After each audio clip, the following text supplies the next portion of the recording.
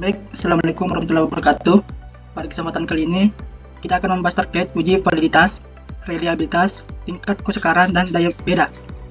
Adapun yang pertama kita akan bahas yaitu validitas. Dikatakan valid apabila R hitung lebih besar daripada R tabel. Nah, yang pertama kita akan cari yaitu R hitung dengan rumus Corel buka kurung, lalu kita blok semua jawaban pada nomor pertama setiap siswa. Setelah itu titik koma dan kita blok semua jumlah. Setelah itu kita pencet Fn plus F4 dan balas kurung, lalu kita enter.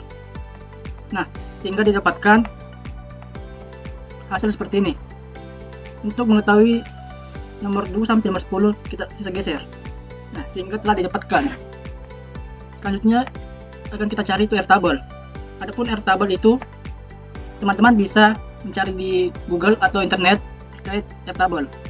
Karena jumlah responden kita ada 15, sesuai dengan rumus N dikurang 2, yaitu kita fokus ke tabel nomor 13.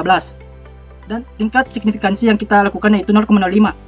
Sehingga rumus yang kita gunakan itu 0,5140. Jadi yang kita gunakan itu 0,5140. Langsung kita masukkan 0,5140. Lalu kita enter. Ini juga berlaku ke setiap soal yang lainnya. Nah, selanjutnya yang terakhir yaitu kita akan membuat kesimpulan.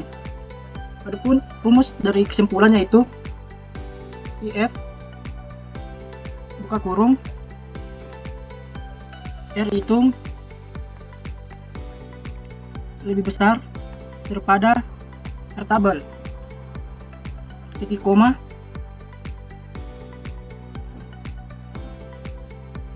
valid. Selanjutnya yaitu titik koma, tidak valid.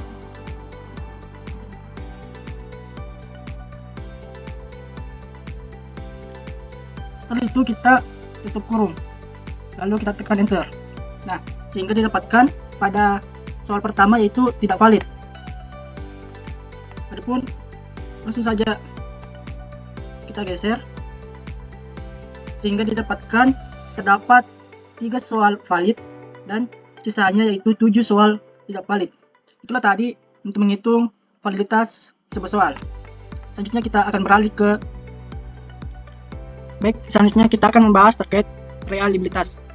Jumlah di sini berarti jumlah siswa menjawab dengan benar. N di sini berarti butir soal, sedangkan N kurang 1 berarti 10 dikurang 1, hasilnya 9. P di sini berarti peluang menjawab soal benar. Q berarti peluang menjawab soal salah. Adapun rumus untuk P yaitu jumlah dibagi dengan 15. Kita enter. Kita lihat dengan soal yang lainnya. Itu adalah hasil dari setiap soal. Lalu untuk nilai Q dengan rumus 1 dikurang P.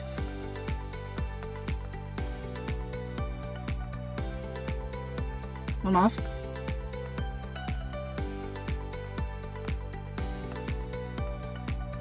Lalu kita enter. Itulah hasil dari nilai Q. Kita lihat untuk soal yang lainnya. Itulah hasil keseluruhan. Selanjutnya untuk PQ. Langsung saja dengan rumus P dikali P dikali dengan Q. Lalu kita enter. Untuk kita akan cari nilai keseluruhannya. Selanjutnya untuk nilai sigma PQ dengan rumus sum buka kurung, lalu kita blok semua nilai PQ, lalu balas kurung, lalu enter. Selanjutnya variance score dengan rumus var buka kurung, kita blok semua jumlah. Setelah itu kita balas kurung lalu enter. Selanjutnya KR 20 dengan rumus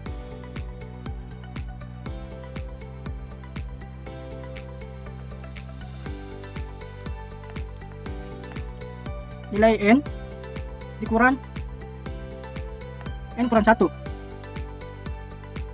untuk kurung dikali, kita buka kurung lagi variance score, lalu setelah itu dikurang dengan sigma PQ, lalu balas kurung dibagi dengan variance score, lalu kita tutup kurung. Maaf ya, untuk KR20 dengan nilai 0,35 sehingga status reliable-nya itu tidak reliable karena tidak memenuhi syarat yaitu 0,7 untuk syarat reliable. Selanjutnya yaitu untuk mencari tes Kusekarang. Bisa kita lihat sini untuk soal sukar yaitu 0,00 sampai 0,30, sedang yaitu 0,31 sampai dengan 0,70, mudah yaitu 0,71 sampai 1,00. Adapun rumus indeks Kusekarang yaitu sama dengan jumlah benar dibagi dengan jumlah soal, lalu enter, menghasilkan 0,66 sehingga bisa dikatakan indeks Kusekarang yaitu sedang.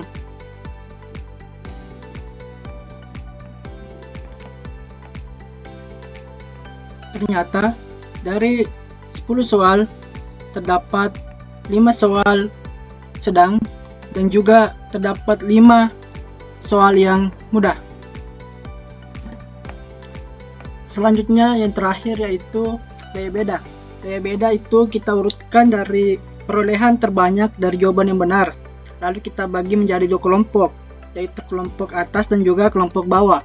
Adapun interpretasi daya beda yaitu 0,40 ke atas yaitu soal baik, 0,30 sampai 0,39 itu soal cukup, 0,20 sampai 0,29 itu soal kurang, lalu 0,19 ke bawah itu dikategorikan soal jelek.